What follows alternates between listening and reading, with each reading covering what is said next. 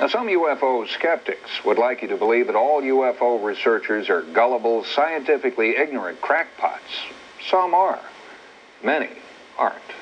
That's right, John. One organization in particular has earned a reputation for their sober, dedicated analysis of UFO encounters. They're called the Mutual UFO Network, or MUFON.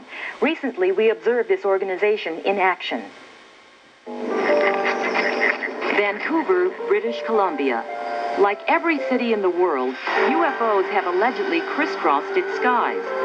Last spring, radio disc jockey Bill Courage saw and videotaped a UFO. One night, he told his listeners about it. The feedback was overwhelming. What surprised me was the next day, I still got calls. The subsequent week, 4 weeks, 5 weeks after that, I was still receiving calls. To answer some of his listeners' questions, Bill called in a special guest.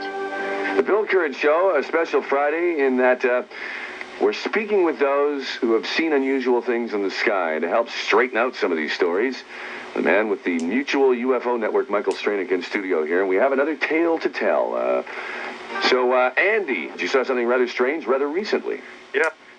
The Mutual UFO Network has thousands of members all over North America and in over 50 countries around the world. As head of MUFON of Canada, Michael Stranick spends much of his time searching for proof of the existence of UFOs. I personally think this is the most important thing that has ever faced the human race. We have to do it because nobody else is doing it. But is there really anything to be studied? The answer's up to you. Make up your own mind. I'm not trying to convince anyone. I stopped doing that years ago. There is a phenomenon here. Take a look at it. If you can explain it, fine, I'm willing to listen. So far, I haven't heard a good skeptical argument.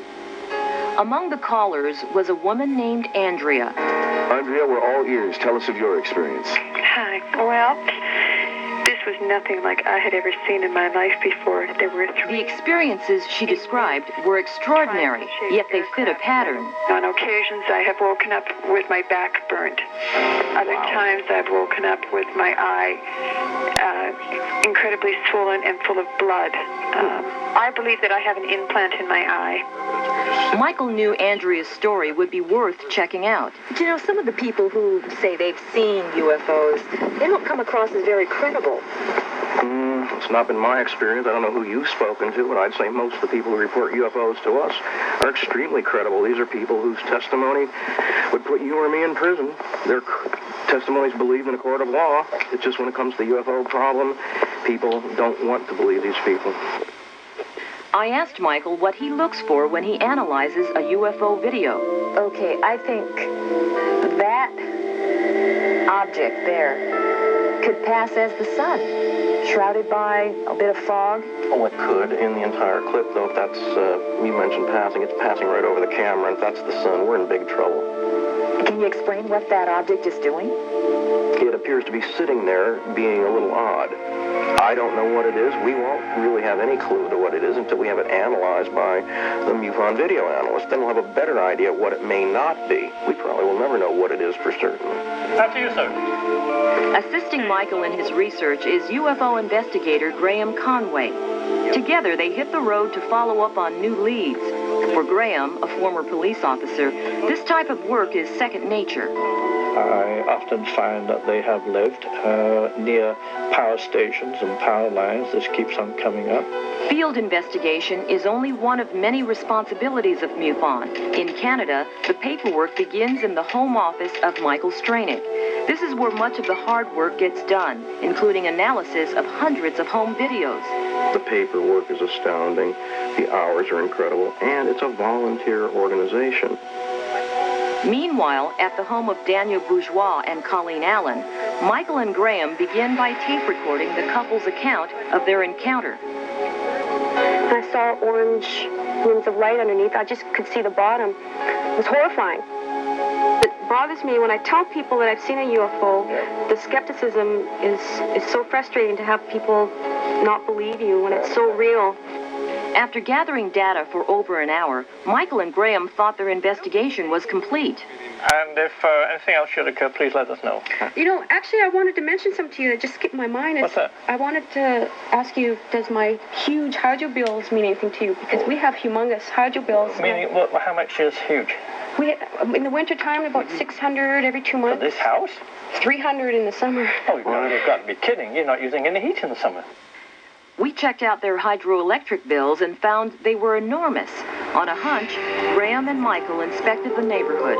It's the nearest area where these power lines are located. And the UFO flies, that's about, quarter of a mile from their house? Just about. Yeah. We've noticed a real correlation to power transformers, power lines, substations, especially abduction cases.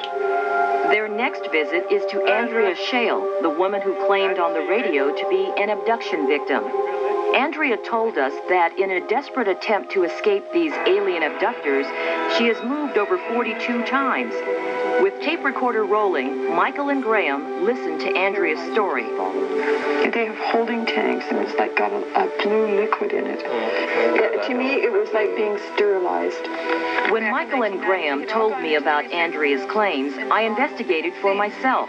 I wondered if she wasn't just confusing dreams with reality. I know what a dream is. I've had nightmares, I've had dreams all my life, just like you or anybody else. You don't wake up from a dream with a nosebleed. You don't wake up from a dream being burnt, a severe burn on your back. My eye was swollen out like this, just like a baseball. Then I had an x-ray done at the inside of my eye.